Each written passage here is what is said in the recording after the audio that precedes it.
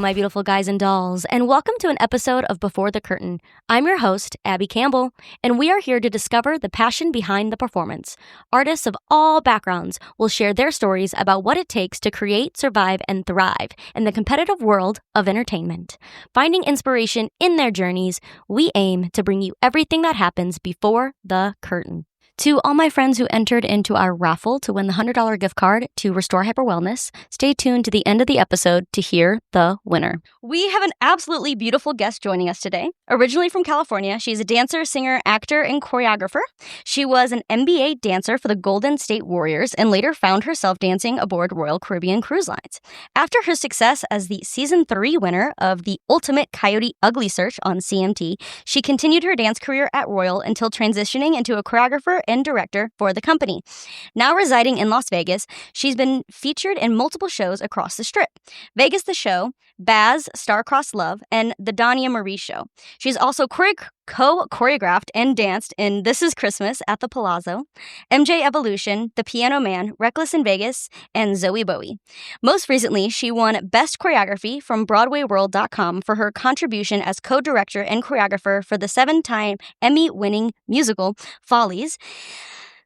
She is the co-owner of Hummingbird Productions, an entertainment consulting company, and is a staple choreographer for multiple event and production companies across the city.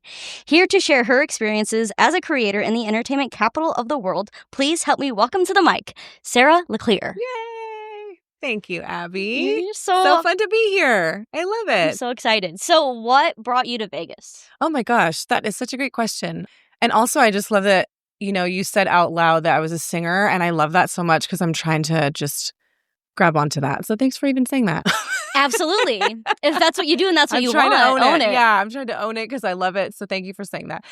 Vegas. So it's interesting because Vegas was never on the radar for me growing up. I visited it once as in my 20s for a fun little girls trip here in Vegas. And then actually when I was teaching and directing for Royal Caribbean Cruise Lines in Florida, my husband would fly to New York for auditions throughout the year. So because he was in close proximity, closer on that coast, obviously, than this one, to New York. And he auditioned for a little show called Jubilee and ended up booking the show. And so that's actually what brought us here to Las Vegas was Alejandro booked Jubilee. I stayed in Florida for another, it was 8 to 10 months so I could complete my contract fulfillment for teaching for Royal Caribbean. Mm-hmm. And we moved out to Vegas. I stayed in Florida, but I auditioned for a show that was auditioning here in Vegas because there was something in my heart that was telling me, don't stop dancing just yet. I've always loved being on the creating side, but there was something in me that felt like I wasn't quite done with the stage. Mm-hmm. And so I went to this one audition. It was for a show called Tribute Royalty, and it was an impersonation show, and they needed one female dancer. And I thought to myself, okay, if I go to this audition and I book this one spot, then obviously it's meant to be, it's a sign, and I'm just going to follow that journey. And it was a pretty big call over at Backstage Studios, which is no longer there, but such a staple studio of this city. And it was so awesome because it did work in my favor. And so I got the job, and I ended up leaving Royal, which was really hard for me to do because I love my Royal family, but moved here to Vegas, and it's been 13 years, and the rest is history. Wow. Yeah. So I really just listened to that little thing that was kind of nudging at me. I was so grateful to be asked to be a part of the creative director team for Royal Caribbean, but I also knew that I wasn't quite ready to leave the stage. So, and I've always been very grateful that I listened to that because Vegas has been such an awesome journey as a professional, continuing that path. So, yeah, absolutely. Did you always want to be a choreographer and director? Yes. Okay. Yeah, I did. Since I was little, I always felt like I call it one of the lucky ones with dance because I knew the second I got into it at 5 that I had to do it forever in some capacity. And I was always choreographing. Whenever my family would get together, I would get all the cousins together and be the one to kind of choreograph and direct, the skits, the ones on the fireplace that you do for everybody. And so I always had a little creative bug in me. And I would create for talent shows. And then in high school, I was a dance captain for the dance team and the cheer team. And so I was always getting opportunities to create and choreograph. And I loved that. So it's always been a part of me. Yeah. Has it been hard? Or I guess I should ask, how has it been to balance that, like wanting to dance, but also wanting to choreograph and direct? That's a really good question. I'm really fulfilled by both. And I realized early on that I didn't necessarily have to choose one or the other because they both are really fulfilling in different ways for me. But I am at a stage in my life where performing is still important for me, but because of just chronologically where I'm at, and just the way my body doesn't work the way it used to. It still works, thank God, knock on wood. But I perform now, and I get to choose the things that kind of resonate with me, which I love. And I just always found a way to, even if I was full-time in shows, I always found a way to still create. I never stopped creating because I always wanted that to stay a priority for me. And it's also something that's just in me. So it was, even when I was full-time in shows, if I was, working for different companies, I was still always creating for them, or I'd always express an interest in this is what I like to do. And so it's always just really worked out in that way. So you say create for other companies, was there ever a point where you were like, oh, I just want to creating stuff for yourself, or like friends or fellow dancers that you were like, hey, I have this idea? Yes. Yeah. It's such a great point because, again, I've been really, really blessed here in this city and even expanded outside this city in my career. And I love creating. I love being asked, hey, we want you to do this thing. And I love sinking my teeth into being able to co-produce in pre-production and just bring a vision to life. I think it's a really, really magical, unique journey. And I found over the years that I, of course, am doing it for other people and other companies, which I love. That's what I do. But I have also made it a priority to do it for myself. So there are things that I'm working on in my own creativity behind the scenes that I make a priority, even if it's just a couple hours a week that I devote to my own creations that are kind of in the works. Yeah. So that helps keep me balanced and not like I'm just giving all the energy outward, but I'm also giving it to myself as well. Have you found creativity in other things besides like dance? I have. So obviously dancing has been a big cornerstone in my life.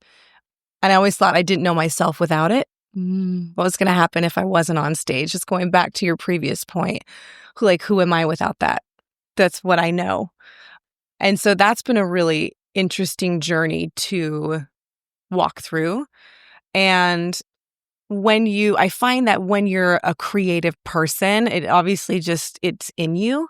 So I really enjoy, obviously, choreographing, and I love producing and directing. I love getting involved into musical theater projects where there's script and score. I really enjoy just diving into all of that goodness and storytelling. And I really enjoy pulling creativity out of people I'm working with and getting them to kind of break open a little bit. So I really enjoy working with people in that regard. And I really love writing and storytelling. So whether it's working on my own script, my own show, or writing books, I really enjoy that as well. So that's been a really cool outlet for me alongside the dance aspect as well.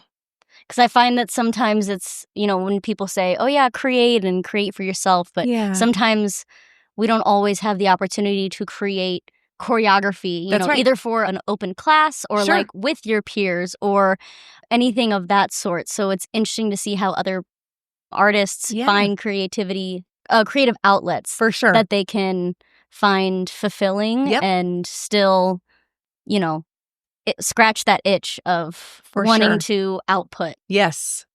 So do you write a lot of scripts? I'm getting nosy. I love it. I've found that when I am working on something for me, if my intention with it is to write it for myself first, then I'm able to soar a little more. So the way that I go into maybe building a script or writing a show is I do it for myself first with zero expectation that it's going to be out there, if that makes sense.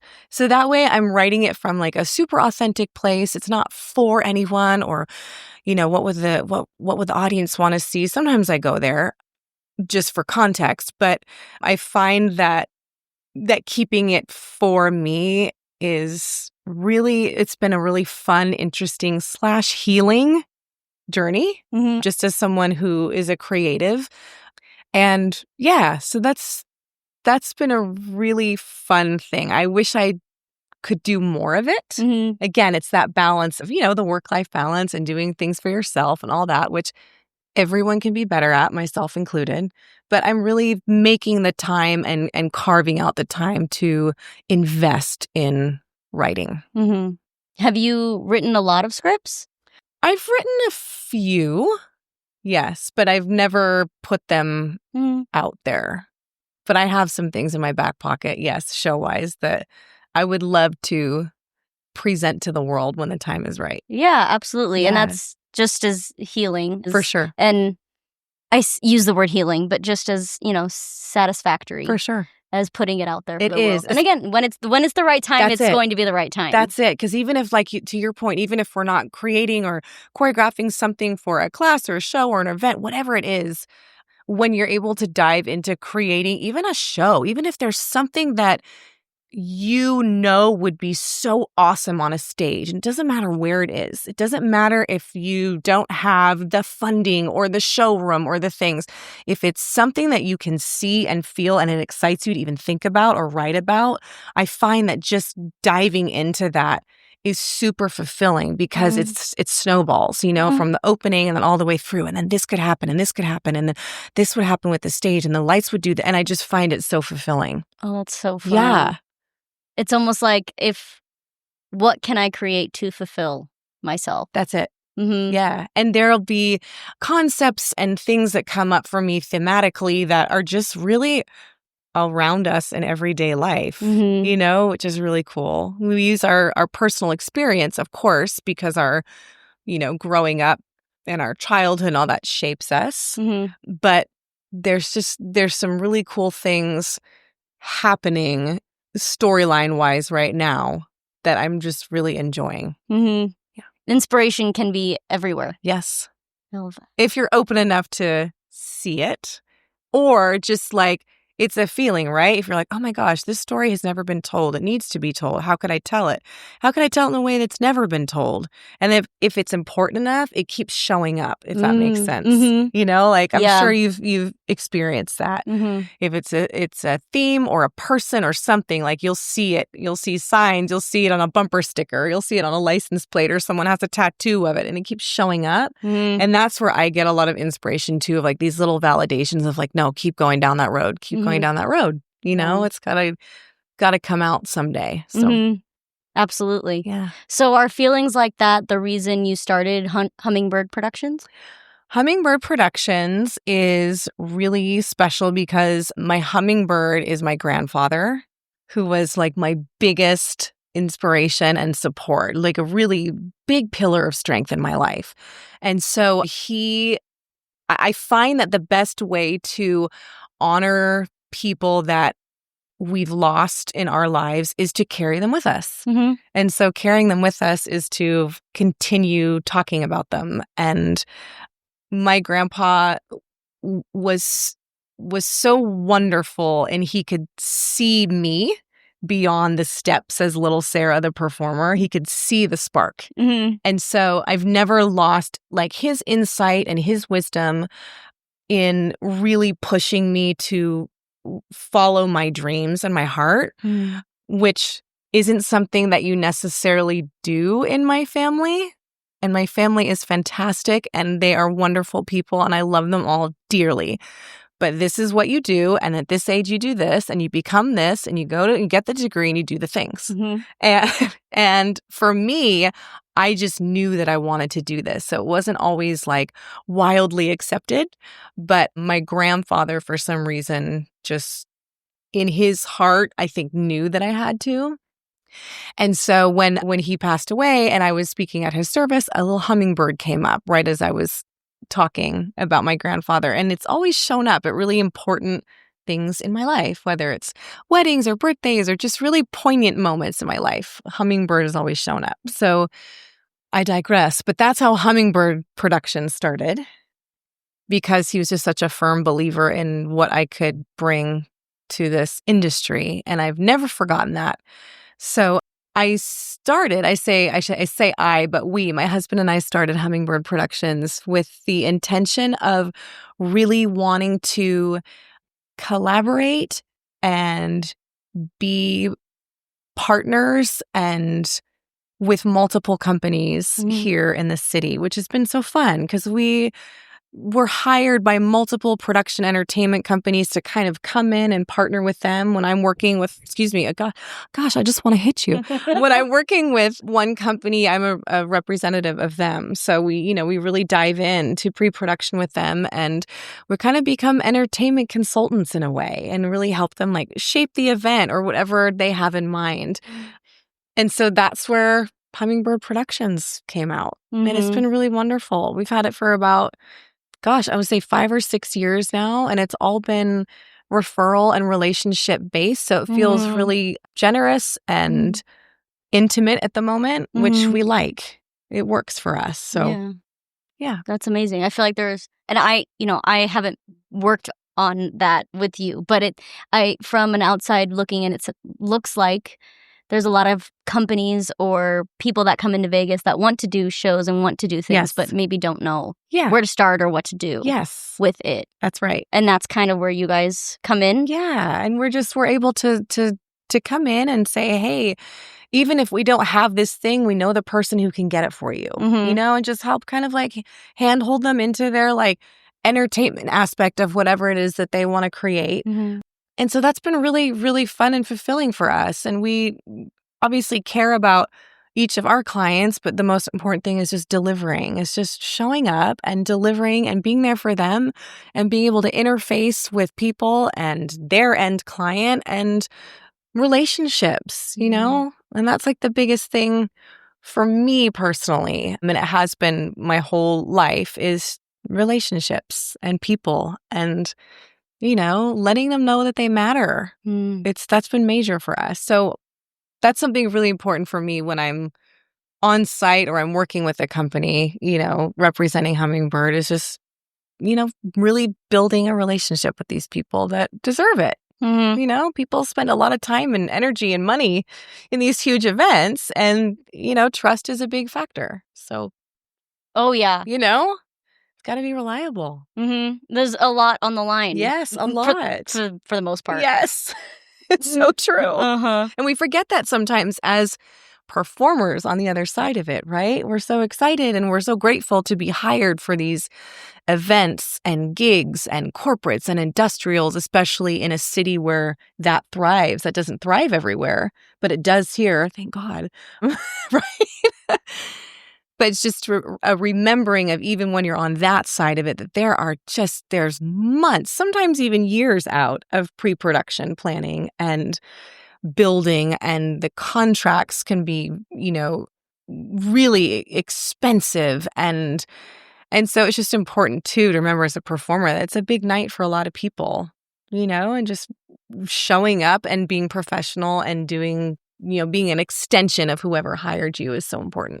Especially because when you're doing one-time event that's like, oh, this is just, fun. I'm doing some step claps. Like, that's it. Oh, it's not that serious. Yeah.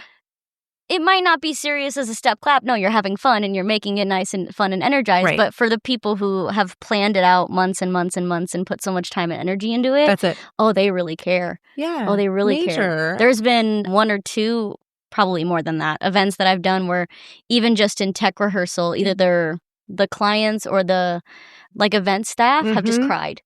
And it was like, I just did a fun flash mob for you. Why are you crying? There was something emotional about it. Thing. But yeah, they're like, this is like, I've been dreaming about this. And you're like, oh. Yeah. And then there it is. And their vision comes to life. And it's also just bringing joy. It's like bringing joy to their lives and to the people around us. So I think it's always an important reminder to performers, just to remember that because it is just such an important night for a lot of people. Oh, yeah. And it's also an important night for the person who's hiring you, like I said, as you're an extension of them. So job security, people. There's that too. Show up and be professional and do the thing. Happy to be here, ready to work. That's it. Be reliable. Has there been any times where you have been either consulting with a company or an event and it was really either like a challenge came up that was really hard to get through? That's a good question. I will say this. With events, there will always be challenges. And most of it is there are so many people that it has to filter through. Sometimes I'm a third party hired by this production company and this is their end client, but they've got to go through the ladder of the corporate chain to get everything, greenlit. And so sometimes because of that, communication can get a little lost in translation. I think the most interesting challenges I have faced in those types of scenarios is the setup or the stage or the renderings that we were sent aren't accurate for putting up a big production. So you've rehearsed it in the studio with an idea in mind of, the space and the real estate you'll have. And then you show up on site and it's not that way. So there's a lot of, or these couches stay on the stage, or actually, this thing is here, or no, we only have, 4 feet instead of 8, or whatever it is. And so those are moments where, you pivot and we make it work and we adjust and we reblock. But that there's been some challenging moments on site with just the space in general. But we make it work. We always, it always comes together somehow. That's true. Do we just I don't know if it's a gift or if it's a curse. I don't either. I'm still trying to figure that part out. Gosh. Always be able to make it happen. But also can we just know next time? Yes, I know. And I find that it's literally, I think with every event, there's always going to be something that just comes up and that we pivot. And that's another thing that's really important as the talent that's hired is you just have to be super open to knowing that that's going to happen because it's going to happen every time. Yeah, it's fun. Okay, not to go on a complete rant here, but it's funny you say that because there's been some events that I've been to where, there'll be maybe some not fully positive energy. And it's like, listen, we're all doing our best. That's it. We all make mistakes. And it's not always going to be perfect. Yeah. Love the events that are perfect and you have everything you need. Yes. But also, again, do you know how many people have to have this communication before we even know? Yes. Of course, there's always going to be something good, always something bad, always, I shouldn't say always, but there might be. Yeah. And just like any job, there's always pros and cons. Yeah. Shit might hit the fan. Yes. You just got to have a paper towel to wipe it off, okay? You got to have the paper towel and a smile. Yep. Maybe some perfume on hand to make it smell better or something. Sure. I don't know. But it's just, it's funny you say that because I don't run into it all the time. Yeah. But there's, when it's there, it's very present. Yeah. And it's something that you can certainly feel. Yeah. And then you just, those are the ones you just file away in your little mental filing notes of okay, that wasn't super positive. Right. And that's unfortunate, because then it's really just the person getting in their own way for no reason. At the end of the day, we're there to do a job. Yes, it's fun. We're in an industry where it's so fun and it's so hard all at the same time, right? But at the end of the day, it's what a great gig in a supportive community here in Vegas. It's not unlike other cities in terms of entertainment. It's not always as supportive. Mm-hmm. And so the positive energy thing is just gotta land. Oh, yeah. And it's so obvious to me when it doesn't. Mm-hmm. Oh, yeah. I know a few people coming from LA. I don't know a lot of people that have moved here from New York, but they'll say that Vegas is one of the best, communities out there. Yeah. And someone who from LA, when I moved down to Southern California in my early 20s after I was an NBA dancer, and I loved it. And I loved training at the Edge. And it was when Millennium first opened up, and I loved it. But it was incredibly competitive. And again, I don't have like negative things to say about it because it's my home. But in terms of our industry, when I got to Vegas, it was very refreshing. I was like, wow, people like want to help you. They want to, they want to get your materials out. If they can't do the gig, they'll call you and say, hey, can you replace me? And I just thought that was awesome. And I've always loved that about this city. Why do you think that is? I think because it's such a transient city, and it can be really fast-paced in our industry. It can be slow, like right now. July is slow. But I just think we're just kind of this like petri dish, performers from all over who know that we want to perform and be on stage. And we don't necessarily care if it's not in a music video or a Broadway stage. We do care because we'd love to do that. And a lot of people have. But we know that it's a place where our industry thrives here, and it's smaller. It's a smaller city in general. And I don't know why it's just so kind and generous for the most part. There's always things, right? But it is something that I find really beautiful about this city. People go support. They go to shows. They're trying to like help their friends get hired. And I think because it's so competitive in other entertainment cities, because there's so many people, it's not always that way, And then ego gets involved, and there's that whole thing too. And as opposed to just like, why wouldn't we hire the best of the best? It doesn't make you look bad. It makes you look great. It's like, let's embrace that. Let's not punish it. Yeah, I think the number of jobs here too definitely help and contribute with that. For sure. Oh, it's okay. I can't do this one. There'll be 3 next week. Yeah. Girl, take it. Yeah. Yes. Yeah. So that's always just been. I haven't been to LA and then coming back, so I'm not sure. It's just again what I've heard, but it's interesting. It is interesting. And you find your tribe, you know what I mean? Anywhere you are, you kind of find your tribe of people who, you can rely on and who are authentically your friend and really want to help you, and we learn that as we go. But I think that there is a lot of that here in Vegas, to your point of there's just a lot of really good people here, Absolutely. Absolutely. Yeah. So how was the transition from being a dancer here in the city to being a choreographer here in the city? Or still doing both? No, not at all. Because there definitely has been a transition. Because for the large part of my time here in Las Vegas, I was always in shows full time. And so that has been a transition for me by choice. And I think because I've been really strong in my convictions in following my heart without being too cliche, and just my intuition of where I want to go next, I always kind of knew when my time was ready to shift with wherever I was. So again, when I was performing full-time in shows, I was still always like creating for companies, production or entertainment companies. So I was able to kind of transition really smoothly. But I've also always been a person who enjoys the challenge of pushing myself artistically, creatively, and just personally to grow in whatever capacity I'm in, whether it's in a show. Like, where can I get?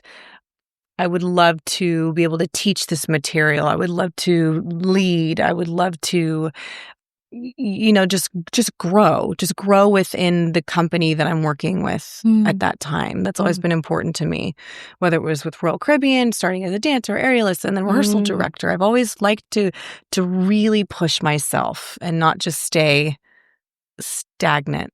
For me, it looks different for other people, but for me, I've always felt like I enjoy bringing people together, if that makes sense, like a connector, whether that's in a leadership role or choreographer, director role. I really just enjoy people and bringing them together and like, let's create something. So it's been a really cool transition because I'm still around it. I get to still be around what I love the most, even if it's in a different capacity or on a different canvas. I'm still around it. So that's special. Was it hard to dip your toes into choreography when you first moved here? You definitely had to put yourself out there, but I came from building and putting up large-scale production shows for Royal Caribbean and just my past in different companies and being a dance captain or whatever. So I always felt like I had that in me to create and lead. Not all dancers want to even choreograph. So it's, you know what I mean? Like a lot of dancers like, I don't want to do that. I don't know how to even start. I don't know how to get there. But for me, it was always such an obvious thing that I wanted to do. So when I got here, I just think I made the right connections and I spoke with the right people and cultivated relationships that were important and put myself out there and said, hey, I'd love to do this for you. Let me know if there's an opportunity. And then when there is an opportunity, it's just making sure that you're delivering, and I always really took that very seriously, whatever I was working on. It didn't matter if it was an event for 50 people for a birthday party at someone's house or at the MGM Grand Garden Arena for 10,000 people or the National Finals Rodeo. They're all important for me. They are all really important and they all deserve the same energy and creativity. And how can I dive into this and make this unique for this event in this place at this time? That's a lot. So far, I've talked to, I feel like, a lot of directors, choreographers, producers, and that's what all of them have they all kind of agree. Yeah. You got to put the same amount of energy into one just as the other. Yeah. No matter, what it is, because everybody deserves that special uniqueness. That's it. Whatever and I think it may be. I think it is exposing when you don't. I think it's obvious when you don't, when it's kind of phone it in. And I've certainly never been somebody to phone it in. Again, I don't know if that's a blessing or a curse either. Sometimes it can be a little tiring, but at the end of the day, like you have to be proud of what you're presenting and the client has to be proud and everyone has to feel good about what's happening in the space. And that also comes down to the group of people that you're working with too, and I am somebody who can I feel pretty deeply. So even in a rehearsal space or a class space, if I'm teaching, I can like kind of sift through the energy in the room and kind of know where I need to take that group of people. Like what's going to resonate with them or what they need or to make it feel good. Yeah. I love that. And that's cool. And it shows. And that's why you guys are so successful. Thank you. Because you guys put your heart into everything that you do. And again, it shows. Thank you. And that's amazing. Thank you. Because it takes a certain intuition, certain connection to who you are and what you can create in order to do that. Yeah. Yeah, for sure. And it's definitely, you kind of hit it on the head until you can really kind of go there within yourself. It's tricky because there are always going to be self-doubt things, even when it looks like there aren't, right? Social media, guys, careful. Or the people that you think have it together all the time. I still get nervous. I still go, God, is this good enough? oh my gosh, did I create this well enough? Is this piece of music going to work? Are they going to accept me? Is this something like, are they going to hire me again? And sometimes that can be like surprising to people, but we're human, right? So, and that's when I think when you lose that, you should not question yourself, but trust yourself, of course, but just like question, like, is this the best that I can be doing for this particular project? Mm-hmm. And not do it out of ego and more for the like gratitude of the opportunity, because they don't always show up. It's not about what I can put on dancers so that I look good. It's not even about me in that moment. It's about the end product, and it's about the client or the show or whatever it is. So I think we have to be really careful in the creative world to not let that creep in too much, or else it creates a block. It's almost the difference between like the finding separation between the insecurity and then the bird's eye view. For sure. Like not letting it come from, is this the best that I can do out of insecurity? Is this the best that I can do from a outside like perspective of knowing what I can deliver? That's exactly it. And when you get there, it's such a cool perspective, and you got to just kind of like knock the bad things, the self-doubt off and go, no, trust yourself. I've done this before. There's a reason I'm in this position again. So like, go for it. Let the music take you where you need to go and like see it. Absolutely. Yeah. Okay, huge topic switch, but I've been really excited to ask about this question. So I want to ask about Follies. Okay. Because it was such a moment for the community, and I am so sad I was out of town. I went and visited home last year during that week, and I was like, no. And it was such a quick little run too. We were it was like 4 days of 6 shows, so it was, yeah. I just heard how it was so beautiful. Everybody was just like crying and just loved that moment. It was just magical to be a part of that. That whole experience definitely was like a bookmark moment in my life and in my career. And I just never, and again, in such gratitude, because those types of opportunities come with referral and, oh, you need this person. And I'm always in such gratitude of that, because that means that, whatever whoever I am as a person and whatever I'm creating is aligning somewhere. And I love that. I mean, it always means so much to me, more than people really know, when those referrals or those references come through. It's like, oh man, that's awesome.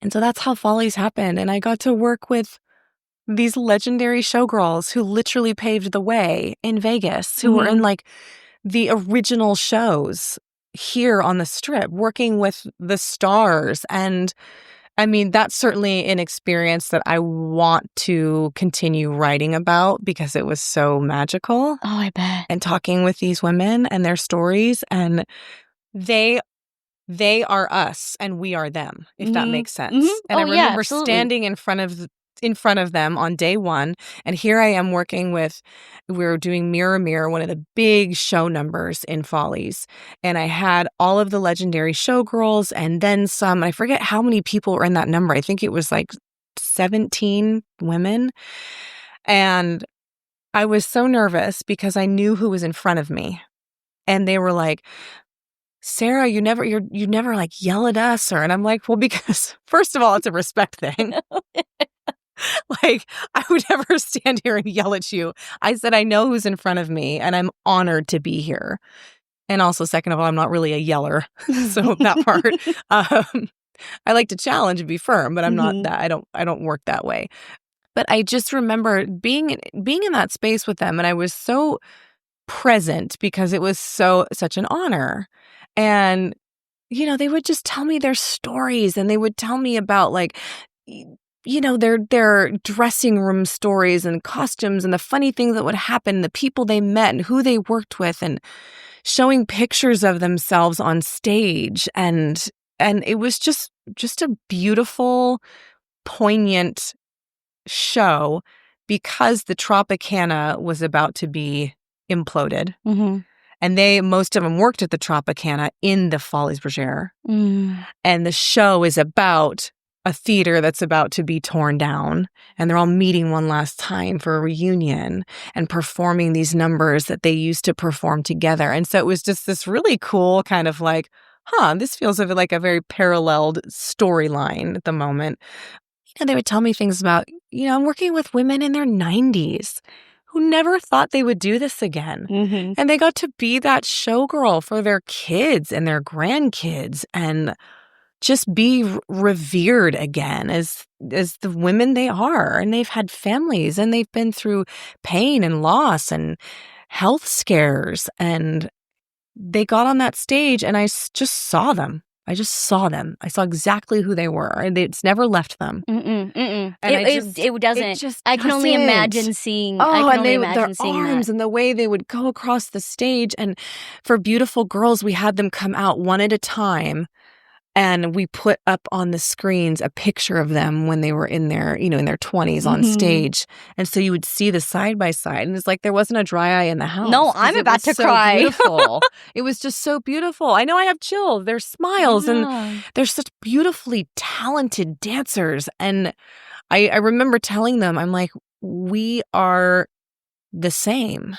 Like, you are me and I am you. We're just on different timelines. Mm-hmm.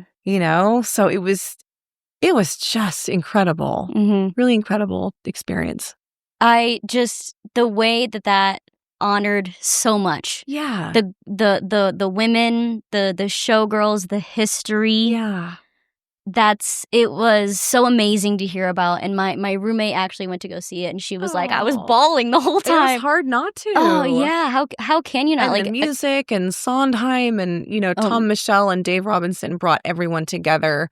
It was their baby that they always wanted to bring to this city. And so they did. And what they achieved was really beautiful. And it brought such a large part of our Vegas entertainment community together in one show. We had I think it was a 30-piece orchestra. I mean, it was phenomenal. It was like a moment in time. When it ended, we were all like, wait. Bring it back. Yeah, totally. Oh man. And it's just been so wonderful because Follies is like the gift that keeps on giving. We're all really supportive of each other here in the community, and we've been in each other's shows, or I've helped with, their, someone's event, or just on Thursday night, I'm in Kelly Clinton's show at the Composer's Room. And it's just been this wonderful gift. We all were like, how it is with a show. When you build it together, it's like, unless you're in it, it just builds this family, this camaraderie. And I worked with, I'll never forget, Anna Bailey. I think she's, Anna, correct me if I'm wrong, I'm so sorry. She was 95 at the time we did Follies? And she was the first African-American showgirl in Las Vegas. Yeah. And she is the most wonderful, delightful, beautiful woman. And she would tell me stories of Sammy Davis Jr. at her house because her husband was a trumpet player.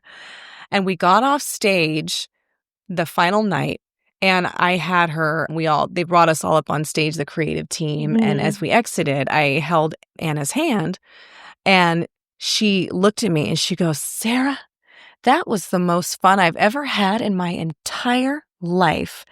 And I thought it was the most beautiful moment because here she is in this beautiful chapter of her life at 95 or 96. And that was the most beautiful time she's had in her life. And I just thought it was I'll just never forget it. No. I'll never forget it. Yeah, just wonderful. The good stuff, Yeah. It's like that whole reason of like, oh yeah, this is why we do it, for this stuff. Yeah. It was magical. Those legendary showgirls, I tell you, they're amazing. Oh, I bet. Yeah, they're amazing. I bet. It's like no time had gone by. We did showgirl walks day one. I wanted to kind of see where we're at. And I was like, okay. Don't need to work on that. We're done. And we're done. That's all we need to do. We are back in the space and ready, honey. Yep. Rehearsal's over. That's it. They're just going to walk. And they were just sensational, like every night. And I didn't get, because I was a part of the show in a moment, but I was also in the booth calling the show. Just kind of wearing the hats. And I couldn't get through one show without crying Oh, I bet. when they were introduced because it was just beautiful. Oh, yeah. What a way to honor them. Yeah, absolutely. And so deserved, Mm-hmm. you know? We always think, oh, we hang up the shoes and that career's over and they've moved on and, you know, built families and had careers outside of our industry. And to come back into that space, they never thought they'd have that opportunity to be, you know, standing ovation, hear the applause, and be who they are. Mm-hmm. And how did you get connected to that show? So my good friend Jennifer Jordan, she worked with David and Tom on a project, and they contacted her and said, we're looking for a choreographer. We have this project that we're doing. And she said, you've got to call my friend Sarah. It was awesome. Thank you, Jen Jordan. I love you.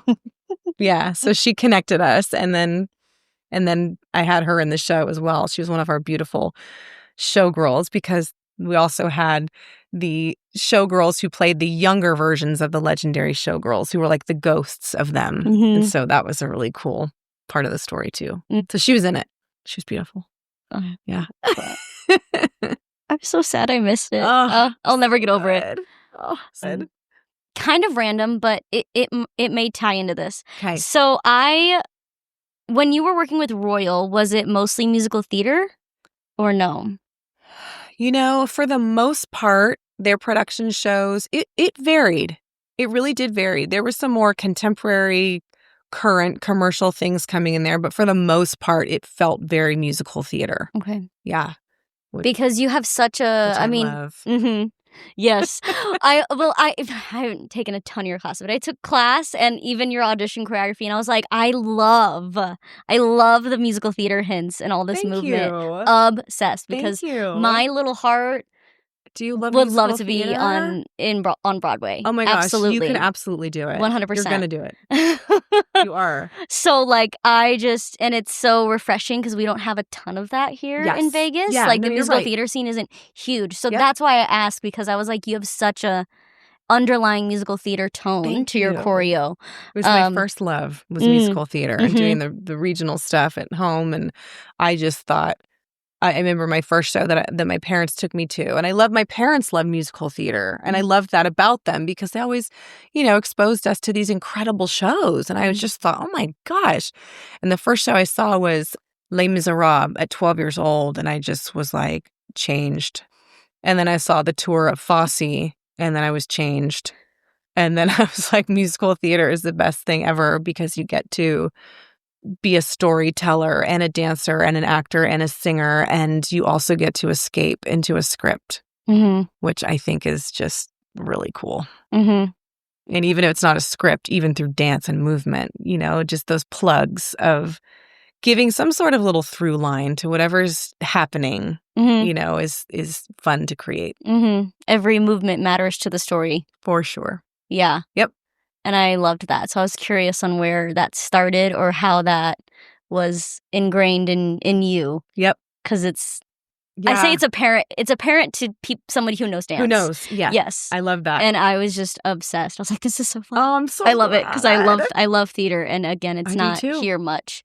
I know. And there's been a lot that has come through Vegas, and they've been brilliant shows. And there were some that were long-standing, like Jersey Boys, that was here for a while, and even Phantom was here for a while. There are a lot of Rock of Ages. God, it's such a great show. I saw that in multiple venues here in Vegas. And it's not that the shows aren't great. It's just a hard city for musical theater, I think, because of just the clientele and the demographic of people who come through. They're not necessarily coming here to like sit in a theater and like feel something. Does that make sense? Yeah, it's Vegas. So there's Las a different Vegas. intention with, I think, the traveling here for tourists. And so it's not, and that's how Baz Starcrossed Love. It was to date. I love all the shows I've been a part of. I'm so grateful, but Baz, there was nothing like that. I've never felt anything like that show. And it was just spectacular. And I will forever be grateful for being brought into that show. And it was such a shock to the community when it ended, because it was just like this beloved show by everybody. But it just, you know, there's also the money guys. up top going, Mm-hmm. oh, we don't have, butts in the seats the way we'd like to. And so it's tricky with musical theater. Mm-hmm. Absolutely. And in this city. mm-hmm, because it is the entertainment capital of the world, Right. but also has started its niche, and it's kind of kept its niche for the burlesque shows, for the topless shows, for the aerialists, for the circus. For sure. Which is amazing because there's, I don't know of any circus shows in LA. I don't know of any, long-running circus shows in New York, other than, I know Water for Elephants opened. I think it was last year. Yep. But other than that, I know. You don't. The Cirque umbrella is like the thing here, and it's done such a great job here. It's almost like Vegas is known for that. And it's also changed in the way of residencies and the, DJs and the clubs. And now it's becoming more like sports oriented with these, some homegrown teams, some coming in from outside. But it's definitely like, changed and. Absolutely.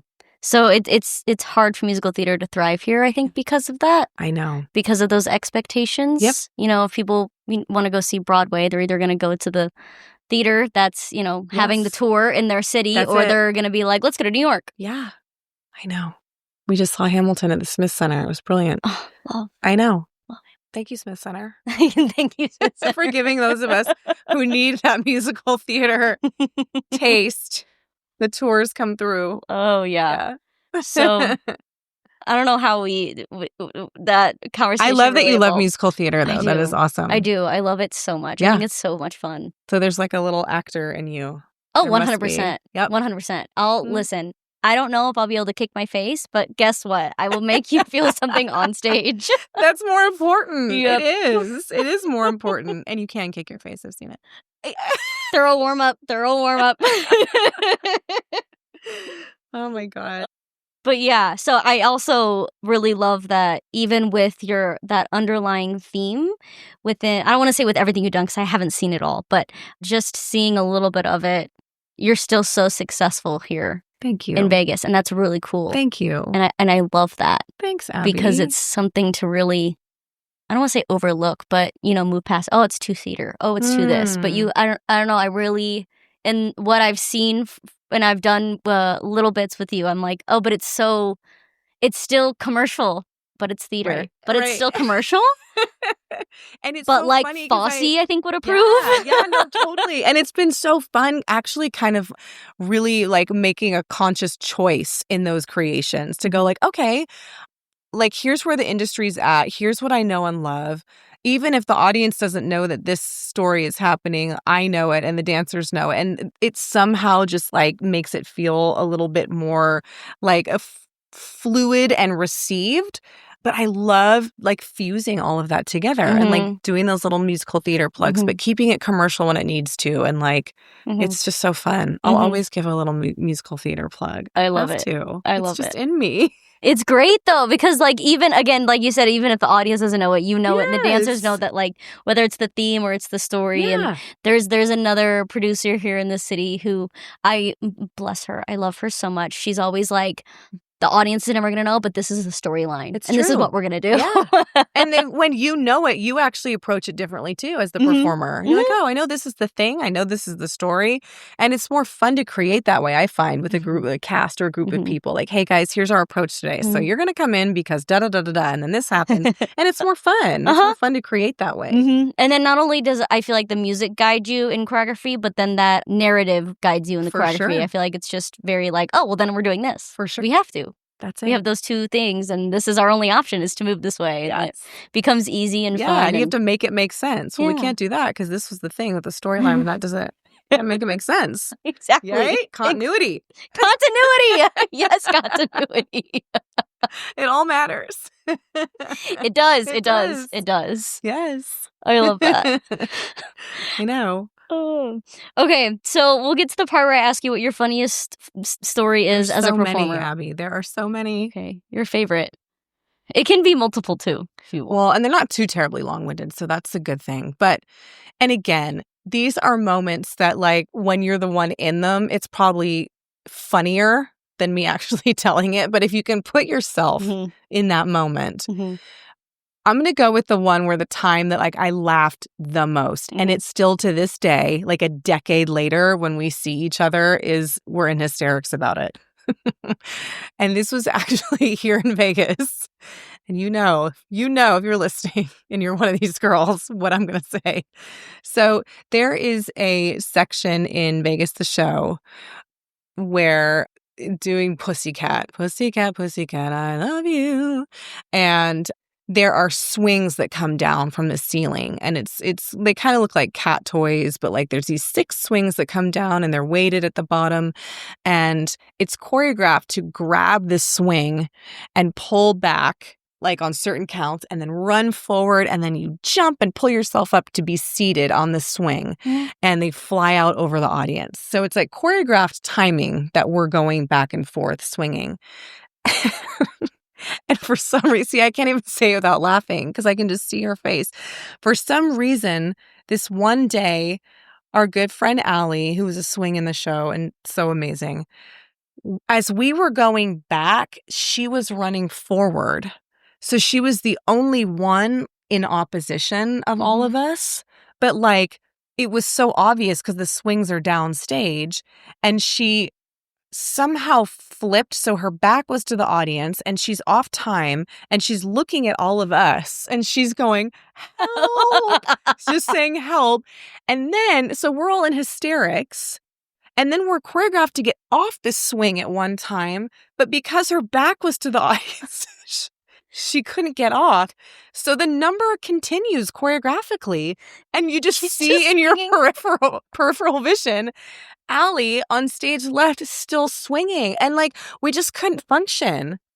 You know what I mean? Like if you can put yourself in that moment, it doesn't even sound like that funny probably, but we could not function. We were crying of laughter. And bless her, she finally got off that swing, and the rest of the show, we were done. Yep. I wouldn't have been able to hold it together. Are you kidding? Yeah, she's like, help. And then it was like off time and backwards, and then we get off to do the choreography, and she's still you just see it. You just, the back and forth, and she couldn't get off. And that was, yeah, it was just one of those moments. I did Luck Be a Lady one night with one shoe.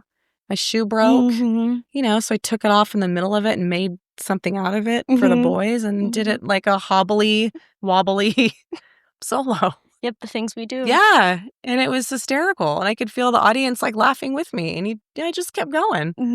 I guess it's gonna take a lot more to get me off stage than this heel coming off. So that's hilarious. The swing one though, oh my gosh! And to this day, iconic. Yeah, and to this day, we're all such great friends. So when we see each other, there's a lot of time that goes in between, but when we do, we always are just in hysterics over that story. Because Allie's like, you guys, I couldn't get off. I'm like, we know.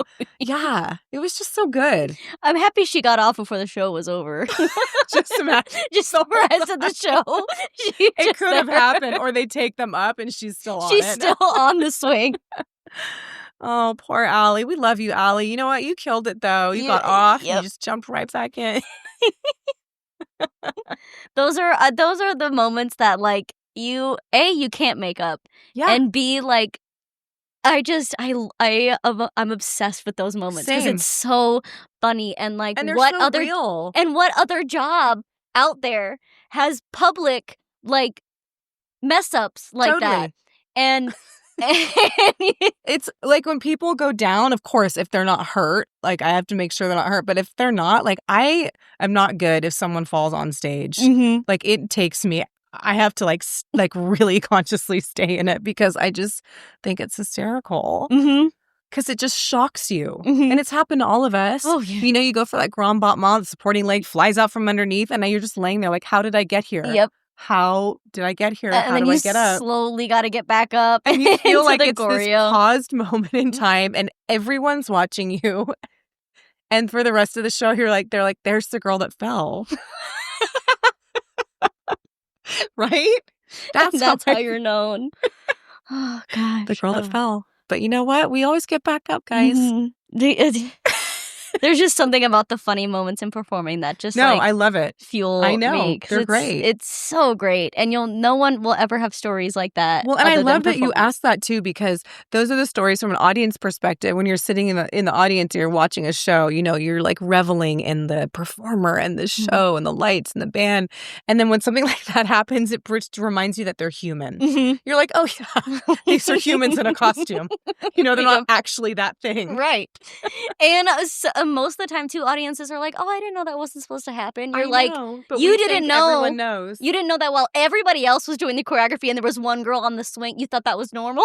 And then you thought that was normal? And then if we have people in the audience, the first thing we say to them after the show is like, did you see me fall? Yeah. We have to like tell them. And they're like, oh, you fell? Yeah. Like, just make sure you know that I know. Crazy. I know. Yeah, there's been some good falls over the years. Oh, yeah. Really good falls. Mm-hmm. Too many to tell, but yeah, there's good ones. Have you ever played? Sorry, no, this is a random question. Sorry. I love it. Have you ever played pranks on each other in the cast? Yes. There's been a couple pranks where if it didn't hurt the integrity of the show. Of course. Like, as long as it doesn't hurt the integrity of the show, Yes. That it was this little internal prank that the audience wouldn't necessarily know. Right. Or we did things where you'd pass things around on stage. Yep. An item. Mm-hmm.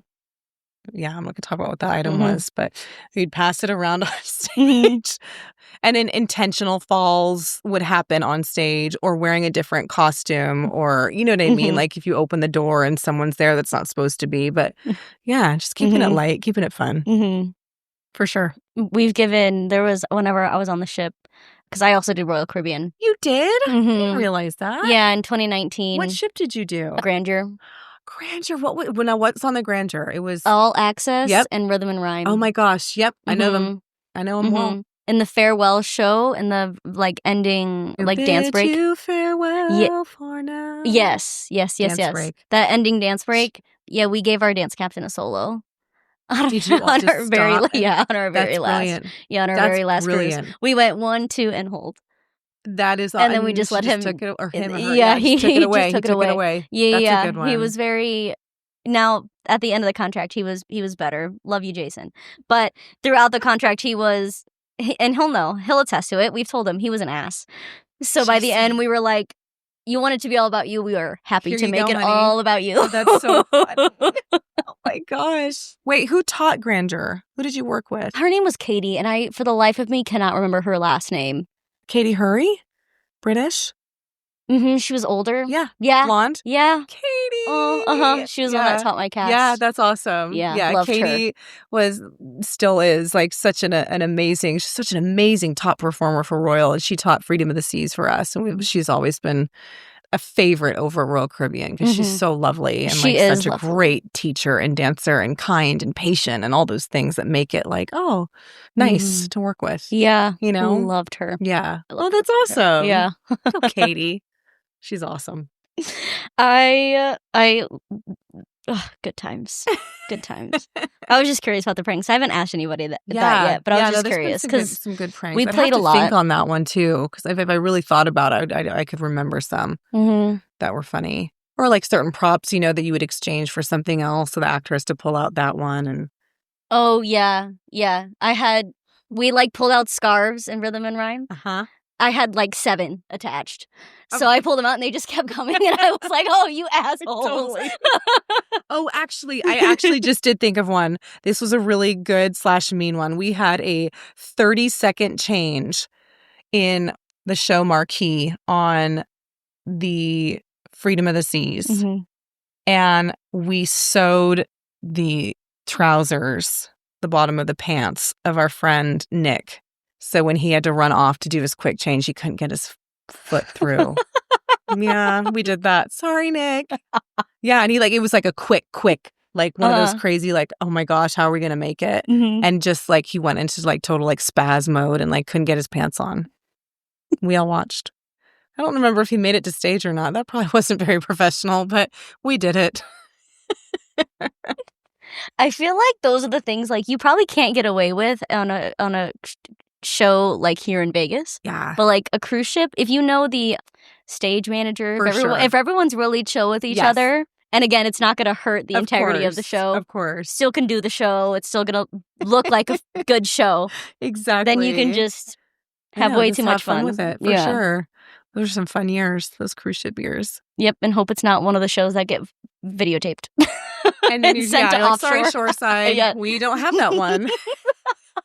They didn't film that one. It's weird. That's so crazy. I don't know why. Yeah, exactly. Oh, man. Anyway, before I forget to ask this question, has there ever been a point in your career that you just kind of felt like giving up and starting something else? Yes. And that was, funny enough, it was actually when COVID hit.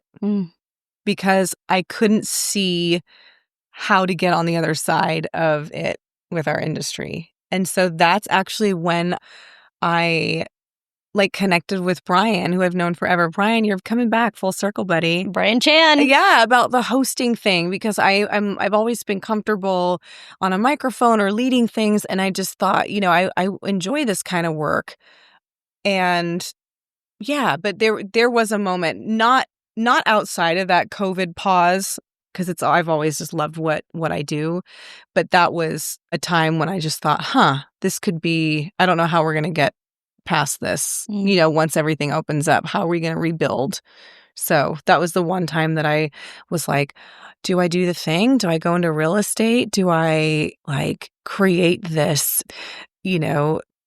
dance scholarship program that's going to I was kind of all over. Do I start writing? Do I do this? And it really kind of forced me to think and see, where I could go on a different trajectory. But then I can't. Mm-hmm. So what kept you centered through that?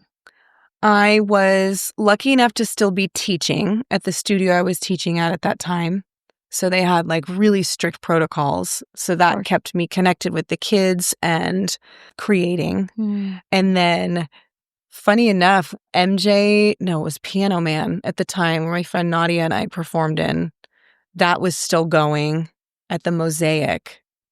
So that kept us going. And then I started writing. That's when I really started writing, was during COVID. I thought, there's so much I want to get out. So I just started putting pen to paper and going, wow, there's a book in there somewhere. There's a script in there somewhere. And just put my creative flow into a different canvas and really enjoyed it. So that's when writing really kind of sprouted for me. And I can keep doing it. I love it.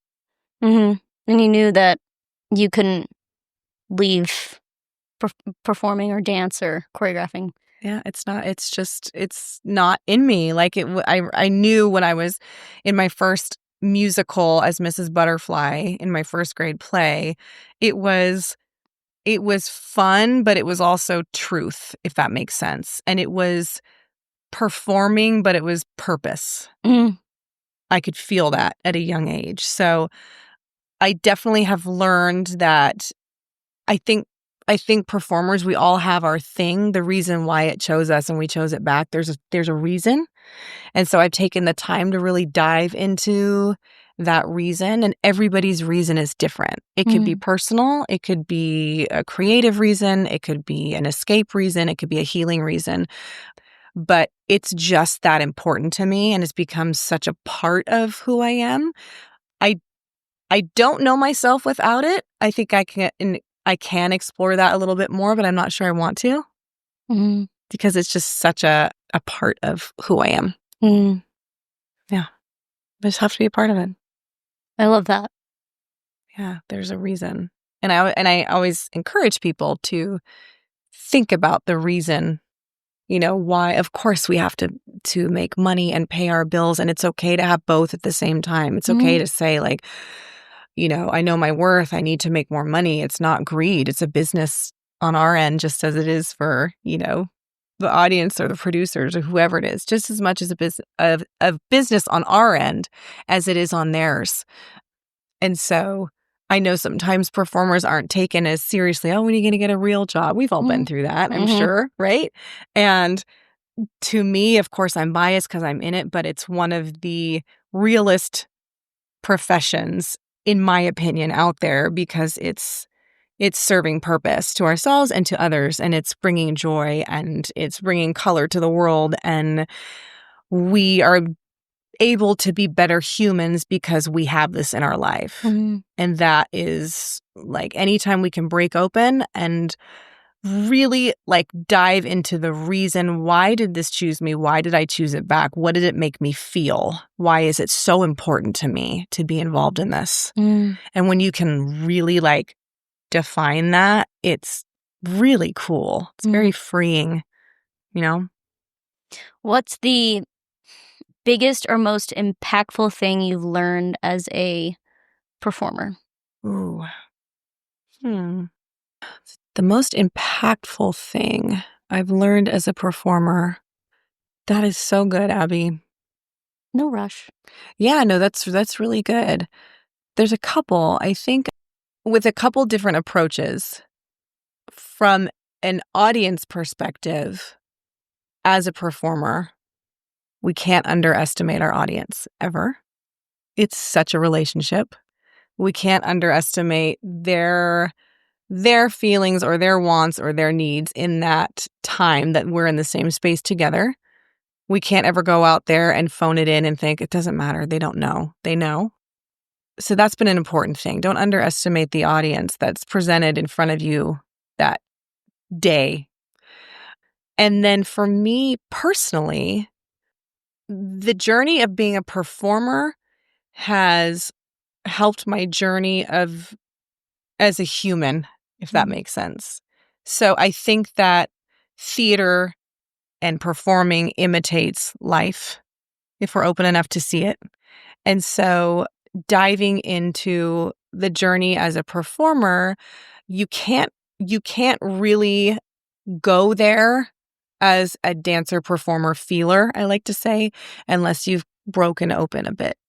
And so I've learned that inviting in the fear and inviting in the self-doubt and inviting in, those limiting beliefs has served me more than not.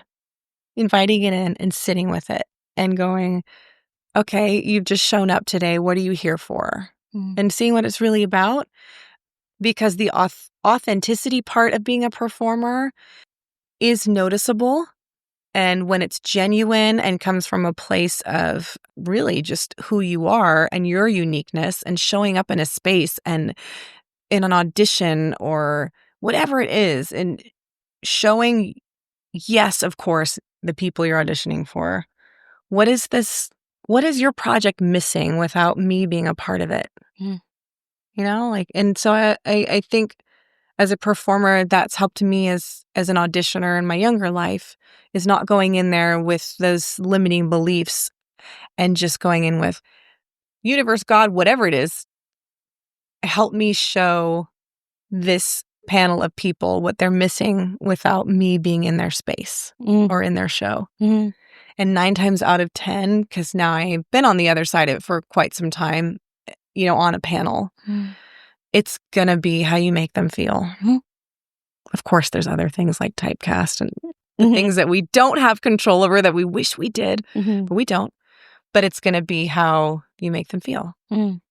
So I would encourage and invite everyone who is in this industry to ask yourselves those very important questions of the why and the limiting beliefs and the self-doubt and the things, what really shows up for you when you invite them in.